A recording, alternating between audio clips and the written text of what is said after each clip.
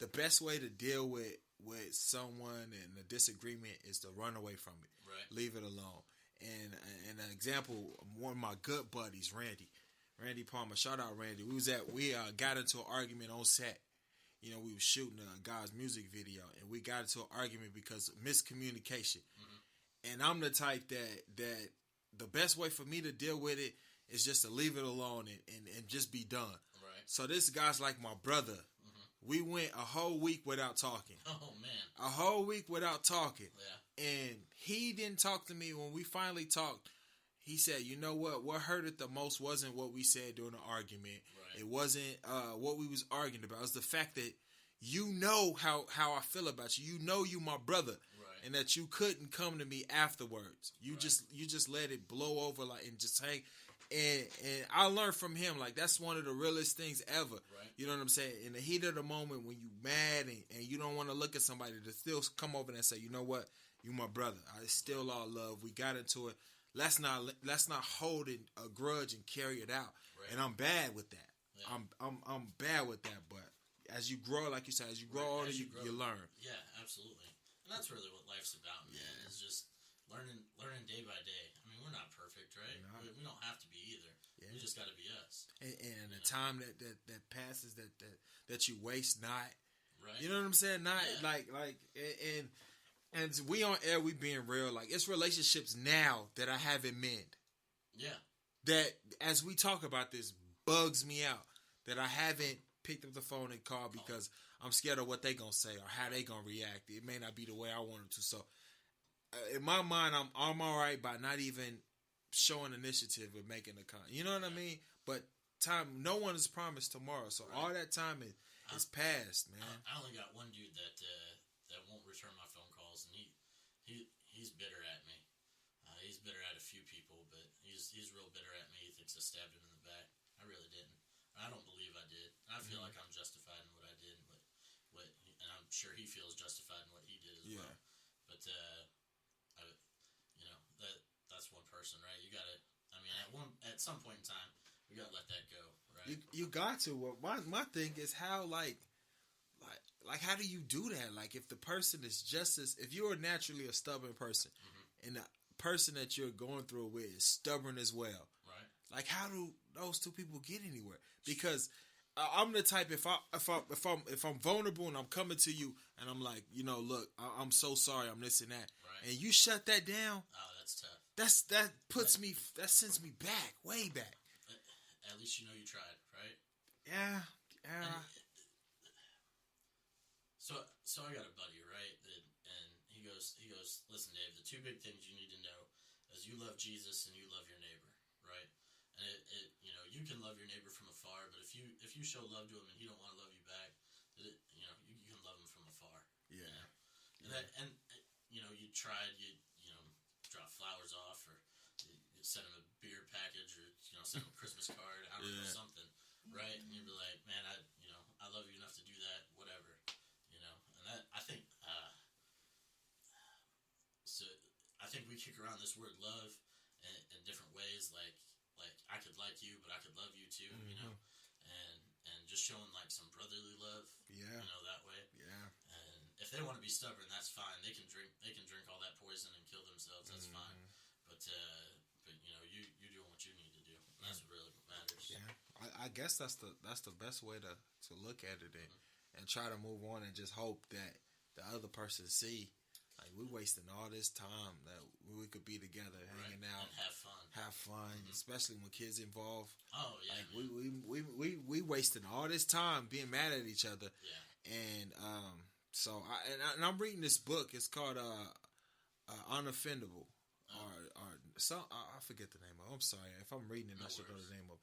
But he talks about, from a biblical perspective, not to be offended by different things that people do, because humans are set up to fail. So if you understand that, people are going to let you down. Right, absolutely. Don't be offensive with certain things. You can live your life so much more better, so much more easy going and easy minded, and not so uptight and mad at everything that you know what I'm saying. Yeah, because that's going around. Then you're going to start sending everybody to hell. Right? Every person you see. Hell, rock music's from man. hell. Drums are from hell. Oh, don't get on that. sometimes you What? just let that stuff go.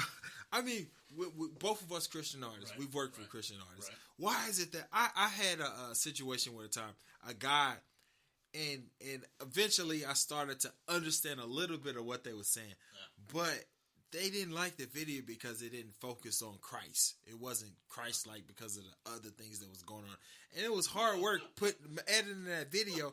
And I'm just thinking to myself, you listen. Is that my phone? I apologize, people. But you listening to the music and you going, and they really was. Oh, that is your phone. You got two phones, big baller.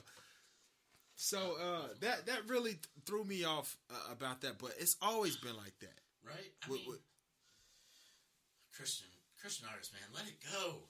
Please let it go. You know, oh man, and pay. Yeah. Oh God, pay. And tip your waiters and waitresses. None of this.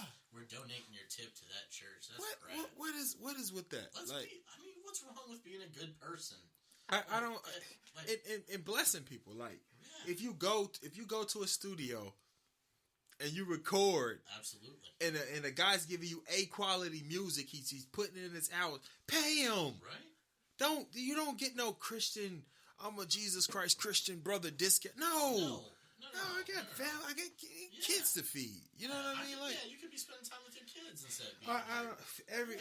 And I've ran into it a lot with Christian artists. Not so much in the secular world. Not so much. They understand you give them an apple, they give you $1. Not so much, and it's crazy. It's crazy. Let's take it farther. Let's take it to churches, right? Churches they'll bring in a quote. What you call it, like pastor from another church. Yeah. What do they call it? Like in the missions field, and they'll pay him like $3,000, right? Wow. But somebody that's doing work in their field in their local church, won't pay him a dime. They'll ask, will you accept a love offering? Yeah. All right. And from your youth group, we're gonna accept a love offering from your youth group. That's crazy. Yeah. That is so crazy, and it's like I wouldn't say taken advantage of, but it's sort of like it makes you say. And then people will even criticize you for like working with secular artists or doing business with secular artists. Yeah. Look at how much crap Lecrae got. Oh man, and people wrote him off. That's horrible. That's horrible because like we talk about music a lot, and I looked at it like, well, I remember when he did the song with Big Crit. Shout out Big Crit, awesome artist. I love him. He did the song with Big Crit. And I'm not a Lecrae fan. Not that I don't like him. It's just I just haven't gravitated to his music like that. And he did the song with Big Crit, and everybody, all the Christian artists, said, "Oh, why is he doing the song with Big Crit and blah blah blah?" And I'm sitting there thinking, like, why not? Why not? Why not? Level, yeah, why not? Oh, Big Crit talks about this and that, and I remember I got into. I wouldn't say I got into it, but I was having a conversation with a fellow Christian artist here, and he said he brought up, he was sending me videos of what Crit did. I know Crit music. I listen to Crit music, but I thought to myself, like, think of how many fans listen to Crit. Like how I was. I listen to, like, say if Pac did a song with Lecrae, all I listened to was Pac. He did a song with Lecrae. Now I'm listening to this guy that I would have never heard on my own, never stumbled across. But since he worked with one of my favorite artists, now I'm being exposed to him. I'm listening to him. How you know that's not God working through that message? Light in the darkness, man. I don't get it, man. I really don't get it. And that's one of the reasons why, like, doing Christian music kind of just fades you to the back a little bit. Like, what are you people talking about? You criticize everything I'm doing. I'm under a microscope. It's wrong. Right. And it puts the music in a box. Yeah, absolutely. Me personally. You know what I'm saying? The Bible talks about that, and everybody know this verse.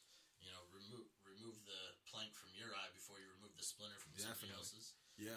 We always find fault in somebody else, but we think we are, washed white and clean. Don't matter. Everything, man. The quicker I learn to let all that stuff go, man, the better my Christian walk even began. As soon as I even because a lot of that comes with remove the plank, so you got to realize your own faults. Yeah, definitely. And you got to come to God and realizing your own faults. And you're like, God, I'm not perfect in this. I'm not perfect in that. I'm not perfect in this. And then God even starts revealing those things to you. And so how can I be mad at you for doing something that I'm doing. Yeah. Where's that coming from? Yeah. And that's where it all starts. Yeah. That's where it all starts. Like God, it all starts with our personal relationship with God and where we stand with God. You know what I mean? If we're talking with Him daily, having a relationship with daily, practicing what it is that we supposed to, reading our word, forgiving each other, which is a big. 70 times 7 every day. Man, I will hold, and I'm speaking on, I will hold a grudge for so long, or sometimes I find myself being mad about something that I wasn't really mad about it, and then a couple days later, I'm like furious about it, and it was so small. You know what I mean? That's our only word I can use. That's cancerous, carrying all that stuff, and it got me to the point of where I'm at now, like hesitant about releasing music, hesitant about the creative part that drives me. You know, like, but it starts like that hurts me, bro. Because to me, you're like so high up there, man. Like, I listen to your verses and I'm like, oh my goodness. I think I texted you at least 3 times. Like, yeah. Like, oh my goodness, this verse is so good. I like feel what you're talking about. Yeah, and I'm like, why? I would go and listen to it too. Yeah, I would listen to it as well. Is awesome. And I'm like, that was me, but now being in the rut that I am, because I wouldn't say I turned my back on God, but my commitment, like if your commitment to God is lackluster, everything else you touch, everything else that you try to do is going to be lackluster. Lackluster, I feel that. And this is the result of that. My tithes, my commitment to going to church, getting up, every excuse in the book, I'm finding these excuses. Therefore, when it comes to being creative, it's lackluster. You know what I'm saying? So it's a direct reflection of that, and I realize that.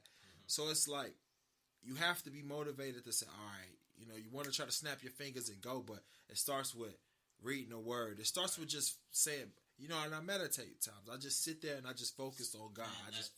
You know what I mean? So I could sit there and pray for everything and everyone, everything that's ever done. I'll be done praying in like 2 minutes. Yeah. But it's like whenever I just like sit and like I read like 2 verses and I just I think about that and I open my ears up and I listen, like you were saying, meditate. Yeah. That's where like breakthrough happens. That's where and you feel it. It's like I'm not asking for anything. Right. You speak to me, talk to me, like I'm being completely vulnerable, laying everything on the line. I want to hear something. Like I just want to hear or feel you, and that's when I get deep into it. Like you know what I mean. You really feel it. So it's just like commitment. It's all about commitment. Like I think that's key. James 4:8, man, breaks it really down, like real good for you. In the King James version says, "Draw nigh to God, and He'll draw nigh to you." Right, but that's like really like a dumbed down version of what that verse actually says. If you get into the Greek, it says, if you take a tiny step towards God, God will come rushing towards you. Wow. Right? Like those, like it doesn't even like put in perspective like what that verse really means. Like if we just like lean towards Him, like He's like, come here. Yeah. And that's I don't know, for me, like I keep that memorized a lot, just because even if I'm feeling down, if I feel hurt, I like everything, I get down really easy, man. I sink into those holes real easy. Oh yeah, definitely. It's something that I've inherited from like my grandmother. I seen it in my grandmother, and my mom got it, and I got it. Like I get really high highs and really low lows, and man, if I just remember to lean, like just lean forward into it, dude, it's like life amazing. Is so much better. Yeah, and really that's how I'm making it through the relationship. I can put a smile on. And keep going. Yeah. And that verse that you said, that's touching to me, because if we do, because we get so caught up in the being a slave to life, right? Like, you know what I mean? Yeah. Being programmed to the life. 7, yes. Work at 8, getting off. My at 6, goodness, every day, 7, like the even me as I'm sitting here in my work clothes, I'm thinking about work, and I'm off, but I'm still thinking about the place because I got my work clothes on, and you know what I mean, like. All day, it takes so much, 10 hours a day, warehouse, dealing with people, and it takes so much. I really have to make up in my mind, okay, no matter what I'm doing during the day, God has to be my center point. Man, I did, yeah. So, I did something that it felt really silly whenever I was doing it. I got up that morning